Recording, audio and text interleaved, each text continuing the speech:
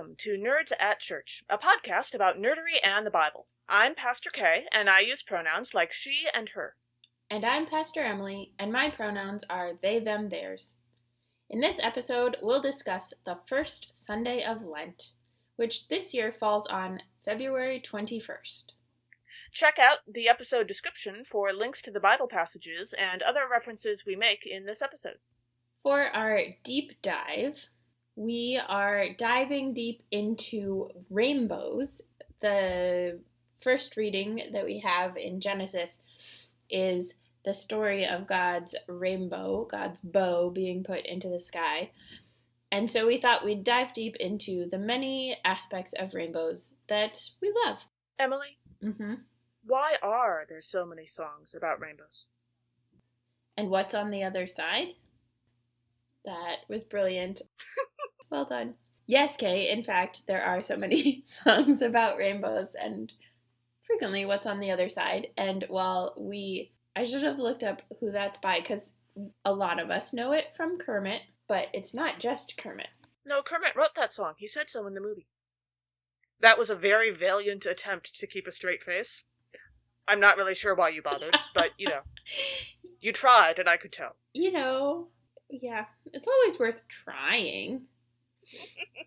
According to this, the Rainbow Connection song, the music and the lyrics were done by Paul Williams and Kenneth Asher. Rainbow Connections is one of many great songs. And so the science behind rainbows is pretty interesting. And a lot of us who maybe remember our high school or middle school science days might know this, but we'll go into it a little bit anyway. So I frequently have talked about on this and our previous iteration of this podcast, the electromagnetic spectrum, which is all of the light, both visible to humans and invisible to humans. So stuff that's invisible to humans is like infrared light, x-rays, that sort of thing. And the stuff that's visible is what we might call white light when it's all together, or the rainbow spectrum of light. So generally, light goes through space or air at the speed of light. I know, creative in naming things. But because it's both wavelength and particle, which is a whole quantum thing that I can't get into, but we can, if enough people are excited about it, get into it with someone else later. But the wavelengths slow down when they go through things like water or glass or those sorts of things. And so that's when the short space of the visible light spectrum gets differentiated from each other. It breaks up the white light into all of the colors, which go from the largest wavelengths of red to the smallest wavelengths of violet. You can't see me making hand motions, but Kay can and can attest to the fact. They are really epic. I was going to say ridiculous, but I'll take epic. So as they go through things that are not empty space or air, they kind of spread out. And so that's how we get to see red, orange, yellow, green, blue, depending on your perspective, indigo, violet, or Roy G. Biv, as many of us learned growing up. Indigo, however, has gone the way of Pluto, and they have admitted that they really just threw indigo in there so that it was Roy G. Biv instead of Roy G. Biv. Whatever. It still is an actual color, and it is still kind of awesome. Yes, it is still actually. Also, I think you just explained why the sky is blue. I did, in fact, explain why the sky is blue and why the sky changes color at sunset a lot of the time, because there's more of the atmosphere that the sunlight has to go through.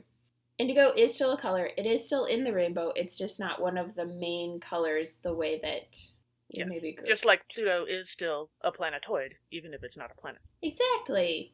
Yeah. Indigo is joining the ranks of wonderful colors such as turquoise and teal, magenta, lime green, fuchsia. Yeah. So that's the science of the rainbow. And what's cool about how that connects specifically to this passage is, in order to make a rainbow, you need both sunlight and water. And so because this is happening in response to a flood, there's this intentionality with next time it rains, which is when we're most likely to experience a flood. Then we'll get at least a mass, like a flash flood type thing. Then we'll get to see the rainbow as a reminder. So it's the connection that is made biblically is also a scientific connection in this particular case, because it was based on kind of the real lived experience of the people. But rainbows are not just about science. They also have other meanings. Particularly, there is a rainbow flag. I definitely experienced some controversy in seminary when I insisted that the rainbow flag was not the gay flag. Everybody who didn't know me thought I was homophobic because I refused to call it the gay flag. But, like, it was my flag too, and I don't identify as gay. I identify as queer. So I called it the rainbow flag. And people who didn't know me were trying to straight-splain to me how to be a good ally to gay people. And everybody who knew me was laughing hysterically behind their hands. Nice. But the rainbow flag, actually first appeared with the word pace. I may be pronouncing that wrong. It's the Italian word for peace, P-A-C-E, with that word on it at a peace march in 1961. So the flag was inspired by similar multicolored flags that were used in demonstrations against nuclear weapons. And a previous version had also, if you've seen the versions of the rainbow flag with a dove, apparently drawn by Pablo Picasso, according to Wikipedia, that's also an iteration of it. Yes. Wikipedia is actually pretty good. Wikipedia is pretty good because it actually, like, there's accountability. People will change the things if it's wrong. Yes. Yeah, no, there was a study a few years ago checking the accuracy of Wikipedia, and it pretty much stood up there with most of the better encyclopedias in terms of how accurate it was. Yes. The most common variety of the rainbow flag has the colors purple, blue, azure, green, yellow, orange, and red, and is emblazoned with the word pace.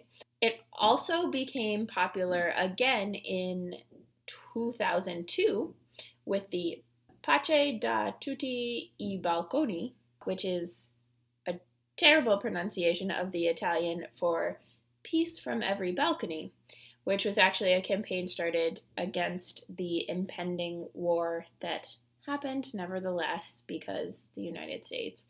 So the rainbow flag has been a symbol of peace, which actually harkens back to what it's used for in Genesis when God uses it as a symbol of and as a reminder for God's own self not to wage violent, destructive, flooding war against humans, basically. It's not so much war because none of us stand a chance against God, but the idea. The final part of the rainbow that I love is the symbol of the rainbow as a pride flag. And that iteration of the rainbow flag came about in 1978 when Gilbert Baker, who was an openly gay man and a drag queen in San Francisco, was urged by Harvey Milk, who was one of the first openly gay elected officials in this country, created it. He was an artist, and so he created the flag, and it has taken on a few different iterations since then. So a couple of the colors, there was a pink and a turquoise-ish teal. No, I think turquoise. There are a couple colors that have since then been dropped from the flag, and the flag has added other colors, right? When we think of like the Philadelphia flag that has a black stripe and a brown stripe, or the flag that we use during Pride Month as a pretty queer podcast has the rainbow, but then it also has a combination of the black and brown, representing and emphasizing the importance of Black, Indigenous, people of color, and the colors from the trans pride flag, which are light blue, light pink, and white. And so those groups, both like trans people broadly and Black, Indigenous, people of color broadly, and all of those intersections especially, are groups that frequently get whitewashed out of queer history, queer community, and so putting them in the flag is a reminder and an incentive to be intentional about how we are thinking about the broadness and the depth of the queer community. So very, very cool things. Rainbows are amazing, and I will gladly talk to anybody about rainbows and how amazing they are for much longer than this, but I just like rainbows. Yay. The rainbow has also been a national flag, although it was a very tiny nation and no one technically lived there. But in 2004, in response to the Australian government's refusal to recognize same-sex marriages, some activists from Australia went to a small uninhabited island known as Cato Island in the territory of the Coral Sea Islands, just outside of Australia, just off the coast of Australia. I don't know exactly how you'd put that when they're all islands. Anyway, not too far away from Australia. And planted a rainbow flag there and declared it the gay and lesbian kingdom of the Coral Sea Islands. Technically speaking, it was a micronation because it was an uninhabited island, and that existed until 2017 when Australia finally allowed for same-sex marriages. And in case you're wondering, the gay and lesbian kingdom of the Coral Sea Islands was a constitutional monarchy, and the king was named Dale Parker Anderson. Cool. Just in terms of like activist choices and moves in order to make a statement, I think founding a country is pretty awesome. So yeah, I'm pretty impressed. That's a good way to go. I'm glad they did it on an uninhabited island, because otherwise that would be super problematic, and the same thing that white people and white gay people have been doing for ages, but good on them. Also, the capital of the country was a campsite that was called Heaven. That's fantastic. I like it. Yes. If you want to know more, I know we've got quite a few links that we'll include in our description for more information on everything from the science of rainbows to Harvey Milk and Gilbert Baker, and even a Wikipedia article on the gay and lesbian kingdom of the Coral Sea Islands. It really is a shame that none of our listeners get to see my facial expressions. I'm just saying. I make some good ones. That's always the case, though. It's not just this episode where that's a shame. It's always sad. That's true. Also, your humility remains astounding. Our first reading for this episode comes from Genesis chapter 9, verses 8 through 17.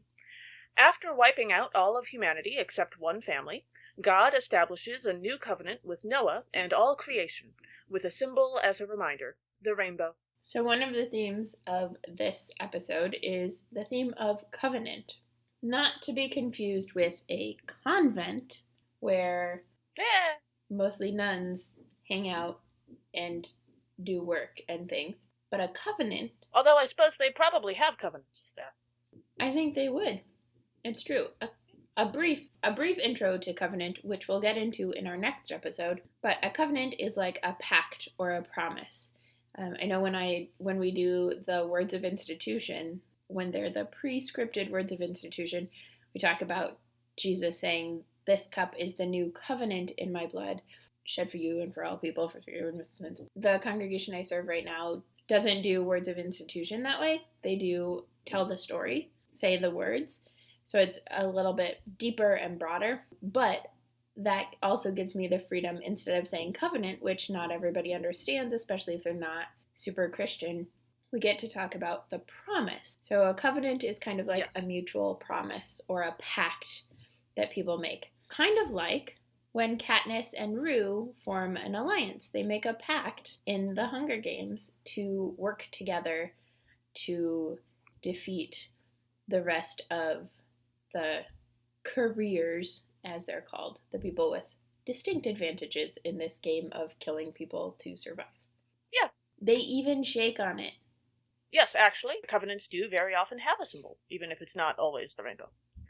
In verse 9, we read, God says, "I am establishing my covenant with you and your descendants after you." So, I guess I assumed in Good Omens, whether we're talking about the book or the miniseries, that Agnes Nutter's ability to see the future and interpret it in some fairly weird ways was from God. It certainly didn't seem to be from the devil, although we don't really get to meet Satan for any extensive period of time. But it wasn't really clearly established where that came from or why she in particular was given that gift, although she seemed to be pretty effective at it. And there was a sort of covenant with her family down to her last descendant that we meet, Anathema Device, which, by the way, is an awesome name. I was going to say, that's a fantastic name. Yeah, when she introduces herself, she always just says, it's a family name, and moves on. The covenant with her family is that they will try to figure out her prophecies, and eventually one of them, Anathema, will have a role in the end of the world. Which you can put the end of the world in quotation marks if you want. It would take way too long to explain exactly how it was and wasn't at the same time. I'll take your word for that. But, right, the covenant is about her family and how they will interpret her prophecies and try to help when they can if they're about bad things. Although, of course, very often they don't manage to interpret them in time, and it varies on whether or not they can have an effect. While that covenant definitely involved Agnes herself and then also her descendants as active participants, it certainly involved the rest of creation in that whole end of the world part, but not really as knowledgeable active participants who knew there was a covenant going on. So, I guess it is slightly different from the covenant that God makes with all creation, because all creation does know that. I mean, that's it. Yeah, as far as we can tell. Yeah, a bit debatable, but yeah. And every covenant is different. That's part of the way covenants work, is they're tailored to who is making and doing them. Yes. When we got to verse 10, I was thinking about God talking about making the covenant with every living creature that is with you, the birds, the domestic animals, and every animal of the earth with you, as many as came out of the ark. And it just gave me this vivid image of like the tent that they use, the tents that they used for camping in the Goblet of Fire, and then later on in Deathly Hallows, where particularly the movie shows this really funnily because it really looks like a teeny tiny tent, but like it's like a clown car and they're all just like coming out, but because they have the undetectable extension charms on them, they fit. So I was thinking about that. Or also, for the record, when you use the word camping in that context, specifically with those tents, I put the word camping in quotation marks every time that we talk about that, because if you're sleeping in a real bed... Yeah, it's not camp. Yeah. It's not, no. No, for sure. Yeah. For sure. It's air quote camping for any of the camping, almost any of the camping that they do in the Harry Potter books. Yeah. But I was thinking about that, and then I was also thinking it's also possible that, in fact, the Ark was a TARDIS, because it's bigger on the inside. How else is it going to hold all of those animals?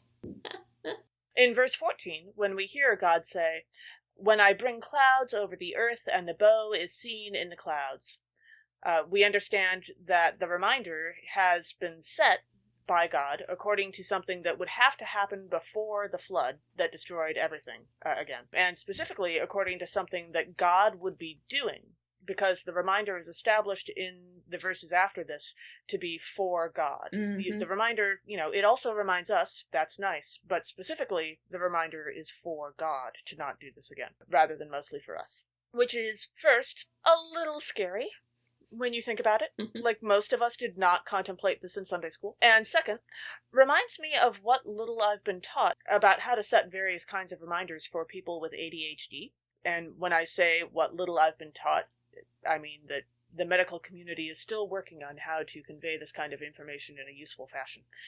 Let's put it that way. But you want to attach a reminder to something that is both under your control and will naturally have to precede the thing you want to be reminded about. Not just something that, quote-unquote, should happen or will probably happen, because those reminders usually fail at the worst time.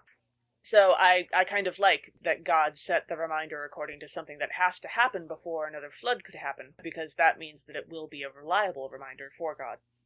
Although I would hope that God wouldn't need the reminder in the first place, both because, God can presumably remember something that important, and also because I would hope that God wouldn't want to do that again in the first place. So here I thought you were going to talk about the bow itself being, so part of it, we think about the rainbow and we think like pretty arc in the sky, but also the bow is actually like an archer's bow, a weapon.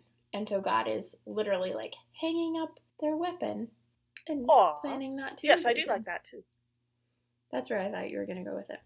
I like where you went with it, No. but I was like, Okay. But I think it's important to say that because this whole passage is filled with stuff that, like, what perspective have we been living with, right? That's part of why the summary is when God, after wiping out all of humanity except one family, right? Like, that's not how we think about Noah. We think about, like, animals and rainbows, and they decorate kids' walls and all this stuff, and then it's like, actually, God was up to some pretty sketch stuff. But God changed God's mind, like we talked about with River. Yes. I don't know that I've actually met a pastor who has decorated their child's nursery with Noah's Ark. I would hope that pastors would have thought that story through a little more. Well, and this is a chance for everyone to be thinking that story through a little bit more. Don't get me wrong, I'm a fan of rainbows. Put the rainbows everywhere. Just know when you're talking about Noah and the Ark, it's a pretty sad story. And it just gets worse later. Like, it's just not a great story. Oh, yeah. As you can imagine, being in a place where the only social activity that you have is with your family members, that can get a little weird. So, after the flood, things get a little weird. Yeah. And in verse 15, when God says, I will remember my covenant that is between me and you and every living creature of all flesh, I was reminded of remembering and the huge pushback that happened after. So in Doctor Who, at least once per season, the companion has to be the one to save the day. Like, that's part of how Doctor Who is created. And Steve Moffat, I think, whoever was the director person during the Matt Smith years of Doctor Who, which is when I first got into it. So I have an affection for those characters, if not for the sexism and all of that stuff involved in the plot. The way that Amy Pond saves the day one of the seasons is literally by remembering. Like, she has to think real hard, and that's how she saves the day. Which is, like, disappointing in the realm of, like, an action-adventure type of show where there's creative and difficult ways that people save the day all the time, and then her saving the day on her wedding day is thinking real hard and remembering. On the other hand, having had a wedding day, being able to pull off thinking really hard and remembering things on your wedding day, that's frickin' impressive, okay? Like, let me tell you, I have a couple of vague mental snapshots from my wedding day, but thinking was not really something I was, like, doing a lot. I managed to remember to have lunch. That's was pretty much impressive. That was pretty much the extent of my thinking that day. So, it still, That's fair. And I think Amy was, like, thrust into the wedding and all of the preparations had been made, and so it was like, all of a sudden she's getting married, and what even is this? Yeah, by the way, folks, don't do that to people. Not a good plan. I believe, if I remember right, I believe Amy knew it was coming, she just wasn't involved in the setup, I don't think she knew the exact date and time. Yeah, but it was a little complicated with, like, time and space and stuff, you know, because the TARDIS and the Doctor. Yeah. But that is actually a trope, like, in the New York Christmas wedding, there's a, like, impromptu wedding that one of the people didn't know about ahead of time, and it ends up, like, all working out wonderfully, but it's just this, like, don't do that in real life. That's how you wind up, you know, in a Reddit post that goes around the world in 5 minutes. So it's a movie trope. Keep it in the movies. Yeah. Also not necessary for the movies, but okay. Anywho, our second reading for this Sunday is 1 Peter chapter 3, verses 18 through 22. Baptism connects all the baptized, both righteous and unrighteous, to Christ's death and resurrection. So one of the themes that came up for me in this passage was the dualism between flesh and spirit. Boo. We are not a fan of dualisms. We frequently call them #false binary / false binaries in this podcast, because that is who we / I are / am. Thank you for destroying all of those various false binaries, Emily. I appreciate it. You're welcome. But I was thinking about this because there is a sense of physicality about humans and a sense of spirituality about humans. There's like something beyond the physical and something beyond the mental, right? Like it's neither of those can be categorized as like the complete human is entirely without any physical presence, or the complete human is only physical presence and no other thoughts or emotions or spirituality. So this flesh spiritualism doesn't work because it's not accurate to who we are, that we are both flesh and spirit. And I was reminded because I just finished the 4th book of the Ember and the Ashes series, and I will highly recommend it to like all of the people everywhere because I loved it. But also that means that this episode and probably the next episode are going to be a little bit heavy on the Ember and the Ashes series. So you are forewarned. This is my shocked face. Yeah, this particular passage is 100% Ember and the Ashes for me. But I was reminded in this flesh spirit dualism of Elias, who is one of the 3 main characters, and at the beginning of the 1st book, the augurs, which are these like holy people who are able to see the future and like have foretellings and stuff. But Elias is promised by Cain, one of the augurs, freedom of body and soul.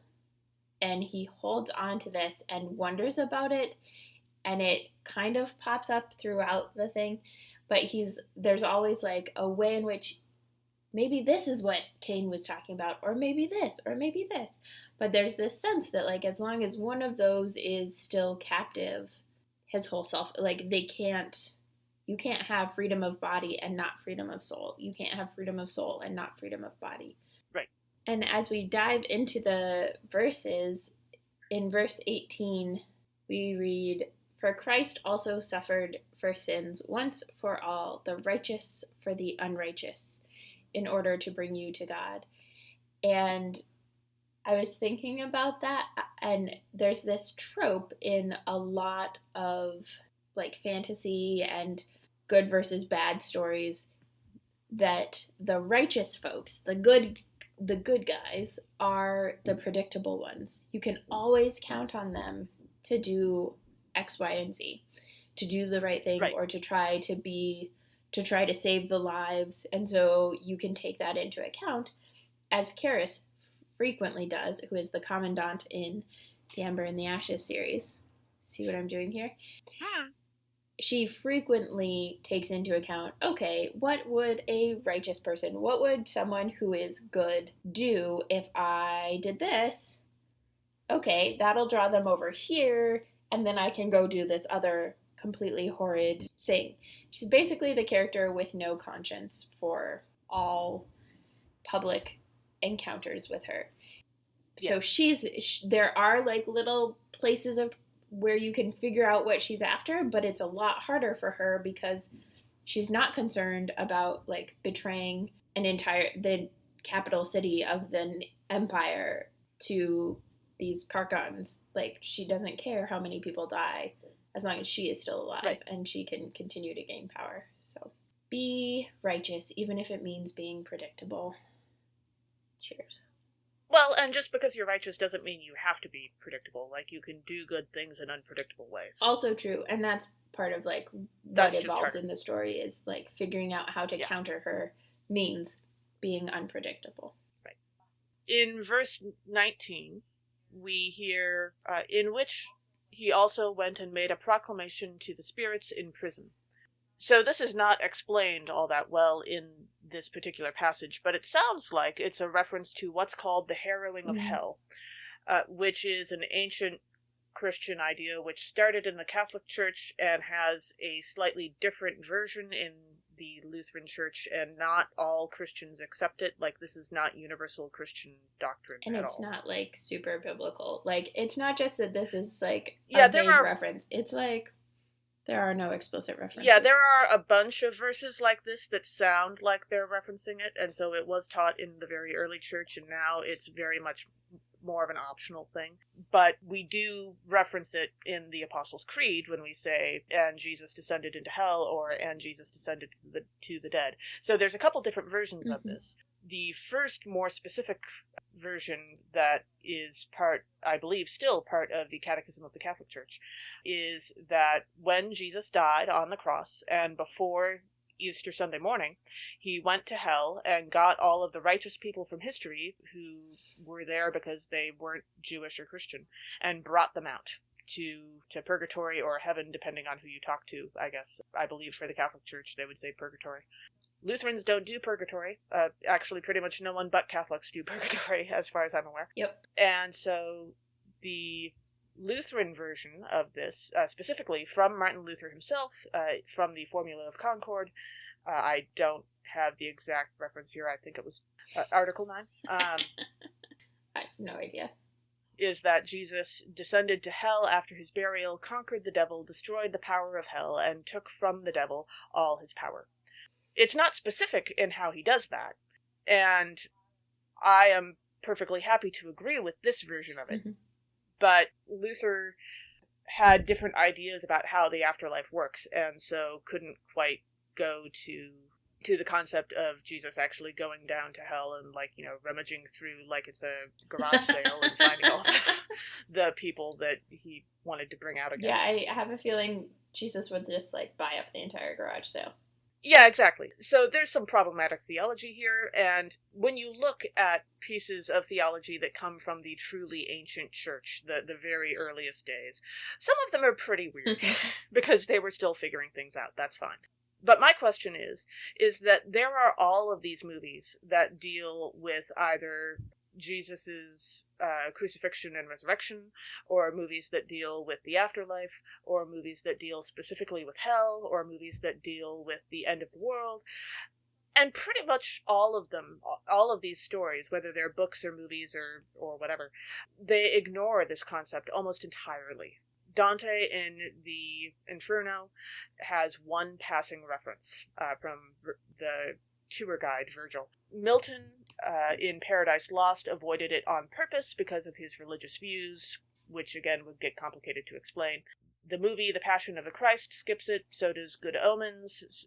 What Dreams May Come never even brings it up, although I think they actually pretty much deny it must have happened because it's said at one point that no one has ever been brought out of that version of hell, although that's not exactly a Christian afterlife.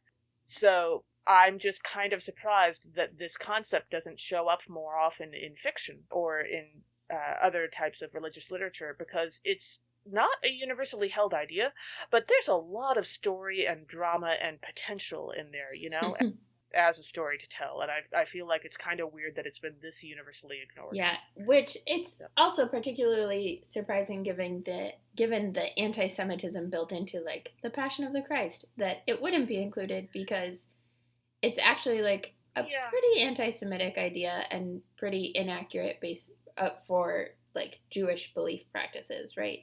The idea of sending people to hell.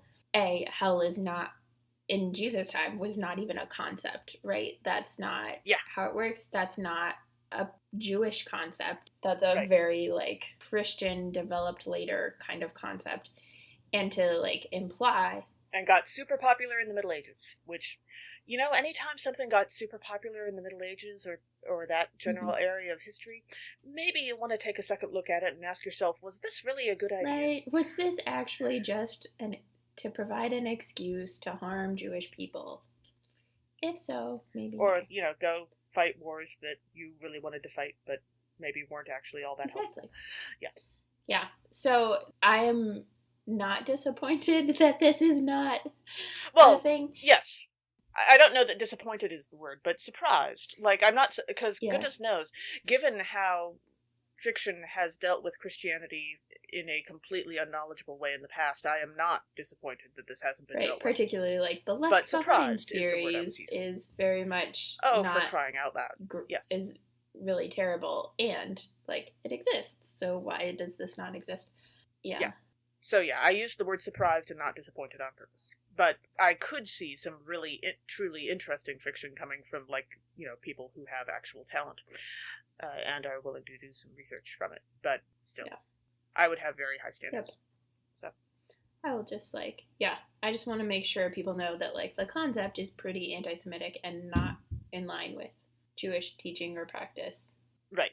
In verse 20, we hear, "When God waited patiently in the days of Noah during the building of the ark, in which a few, that is 8 persons, were saved through water." And I guess this had never really occurred to me before, and it's kind of weird, I guess, that it comes to me when we're reading Paul and not when we're reading Genesis, but I have to wonder, did Noah and his family have survivor's guilt after the flood? Like, I mean, Noah clearly knew what was going to happen, but it's a little less clear on whether or not his family members knew everything that was going to happen.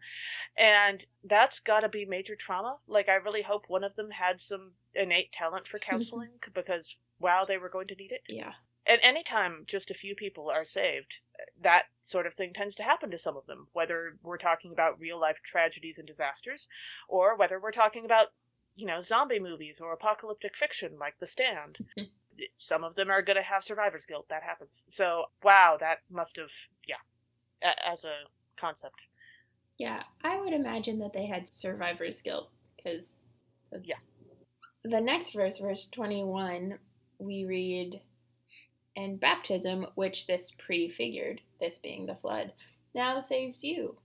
And to be clear, there's this, again, reinterpreting scripture or prophetic acts thing that is happening, right? Going back into something and saying, oh, this is what it is. The flood is not a prefiguring of baptism. The flood is the flood. Baptism is baptism.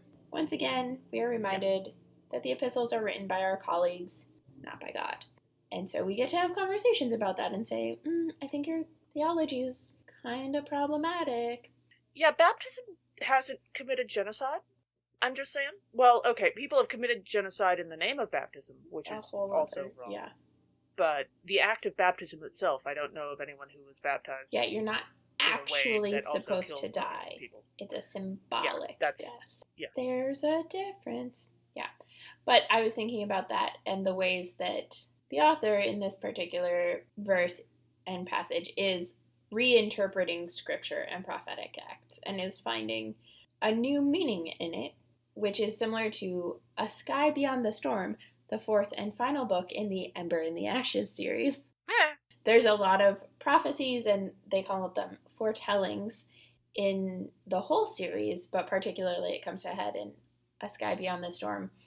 And there are different prophecies, and then as one is told, one foretelling happens, it's like, okay, well, who's that and who's that? Like, who is the ghost? Is the ghost that one, or is the ghost somebody else? And so it's interpreted in one way, and then more information comes about, and it's interpreted in another, which is unlike this because the flood was not interpreted poorly before, as I just mentioned. But it is this, like, how do we interpret and reinterpret things, and when do we reinterpret with new information, and when do we reinterpret with new prejudice? Like, there's a difference. Because that happens. Mm-hmm. The gospel reading for this episode is from Mark chapter 1, verses 9 through 15. Jesus is baptized by John the Baptizer in the Jordan River, which pleases God. Then Jesus spends 40 days being tempted in the wilderness before beginning a life of ministry after John's arrest. So one of the themes that came up for me is kind of exposition, or setting the stage for this story. You are setting the setting. Yes, absolutely. This is, of course, the beginning of Mark. It's the second half of the first 15 verses of Mark. And so we're getting kind of the exposition of the story, if you think about, like, setting, inciting incident, climax, resolution type of story arc that is taught in middle school language arts. / that's where I learned it. So then I was thinking about it and thinking about, like, the different examples of that in literature. Tolkien does way too much of exposition, setting the stage, story building in Lord of the Rings and The Hobbit. I think according to a lot of people, like, he goes overboard on 3 pages on a tree. It is, however, a pretty awesome tree. It's really beautiful, and he creates a world that people can imagine, like, nothing is left up to chance or question about it. Oh, no. So that's, like, at one end of the spectrum of how much exposition. And Mark does, like, barely enough exposition, so he's at the other. But Mark was the first gospel that was really collected into a gospel. And so Mark very much is like a bare bones gospel. It's immediate actions, it's from one to the other. Jesus is superhuman. There's not a ton of like theological development like there is for Matthew. It's the truck driver's gospel. And Luke and John. They go from one place to the next, to the next, to the next, and there's no breaks in the middle. Huh. I had never heard it called that before. So this passage just was reminding me of the spectrum that there is and the difference that there is, where like Tolkien's on one end, way off the edge, and Mark is like barely hanging on at the other edge. Yeah. Yeah. And there's like others. There is a reason why we hear a lot from the Gospel of John in the year where we're trying to focus on the Gospel of Mark, because there's not a lot in the Gospel of Mark. And John is very much more about the like, here's the full story and the theological interpretation of all the things. And I think, like, that's how I think about Mark and John, is, like, Mark is very, like, to the point. Jesus is very, very much a human. And John is, like, flowy and poetic and discursive. And Jesus is very, very much divine. And so they, like, hold each other in balance. Yes. I have occasionally called the Gospel of John highfalutin, which is one of my favorite adjectives. But that's fantastic. In verse 10, we hear, and just as Jesus, was coming up out of the water. And, okay, there are plenty of fictional references to people coming up out of the water in various places. The immediate one that comes to mind for me will probably always be the 1995 BBC Pride and Prejudice miniseries, where Colin Firth comes up out of the pond, and that created something of a cultural moment for anyone who had seen that miniseries. Which I find interesting, because Colin Firth is not traditionally attractive in the way that, like, pop culture likes men to look, but he is more historically attractive in the vein of, like, the way that men have been found attractive by women, mostly, in the historical sense. The way we understand how attractiveness works changes over the years. What is attractive one year might not be attractive the next year. But it used to change a lot slower, and historically speaking, men like Colin Firth were seen as attractive for quite a while, for several hundred years, which you can see in any historical artwork. In, like, Europe? So, the UK? Yeah. Yes, I would definitely say Western civilization. The very strong jaw, and the height, and the broad shoulders, all of those were very standard in white-centric.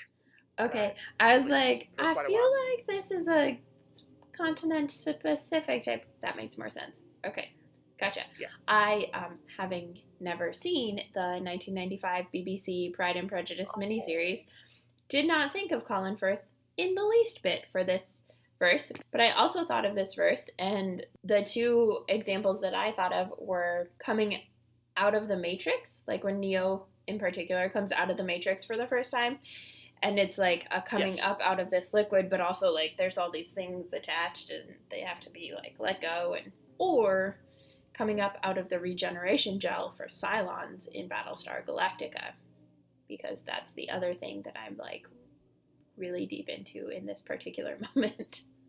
Yes. The regeneration gel is kind of more gooey.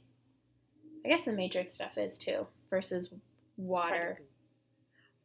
Also, I would hope that your baptism doesn't seem like you're being flushed out of a toilet, which is what the Matrix experience always makes me think of. That is eventually what happens. It's true. Yeah. Yeah. But the regeneration is like pretty accurate, because literally they have died and being regenerated. Yeah. That's fair. Or like Bacta in Star Wars. The blue gel from Star Wars that, like, Luke gets healed in. Oh, sure. Yeah. We don't actually see him come out of it, but it's a very similar I do remember him wearing a diaper. That's what it looked like. Yeah, that was also unfortunate. In verse 12, we read that the Spirit immediately drove Jesus out into the wilderness. And that reminded me of The Mandalorian, where the Mandalorian is searching for the Jedi for the sake of Grogu, who is a Jedi and needs to be returned, like reconnected to Grogu's people.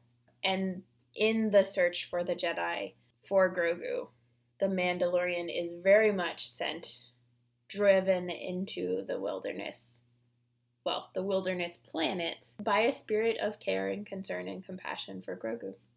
And then in verse 15, we hear that Jesus went around saying, "The time is fulfilled and the kingdom of God has come near." And I read this verse, and in the back of my head, I'm hearing a chorus of, "The prince is having a ball, the prince is having a ball," from the Rodgers and Hammerstein Cinderella, preferably the Brandy and Whitney Houston version, which I believe infinitely better, yeah. I don't know that I've actually seen other versions, aside from a staged version that a friend of mine was in when we were like 13. Details. That version is awesome. But it is a production of the Rodgers and Hammerstein Cinderella, which is different than the Disney version. And I would definitely suggest you find a version, but the Brandy Whitney Houston version is generally available on YouTube to watch for free, which is nice. Although, I suppose, biblically, it's probably less of a ball and more of a banquet that God is throwing. Like, most people can eat, not everybody can dance. So I guess that's more welcoming. Yes. And food. Yay, food. Yes, always. Food is tasty. Thanks for joining us. Catch us next time when we'll discuss nerdery connections to the scripture readings for Lent 2. This podcast has been produced by us, Emily Ewing and Kay Rohloff. For more fun, check us out on Twitter and Facebook at NERDSATCHURCH, Nerds at Church, or contact us at nerdsatchurch@gmail.com. Also, if you like what you've heard, rate us or leave us a review on Apple Podcasts, Facebook, or wherever you catch your podcasts. If you appreciate what we do or want to get actual transcripts of the podcast episodes, consider supporting us on Patreon at patreon.com/nerdsatchurch. We hope Patreon can help us get our episodes transcribed for those who need or prefer that, though if you want to help us with transcripts, let us know via email or social media. As the ancient Christians said, Pax Vobiscum.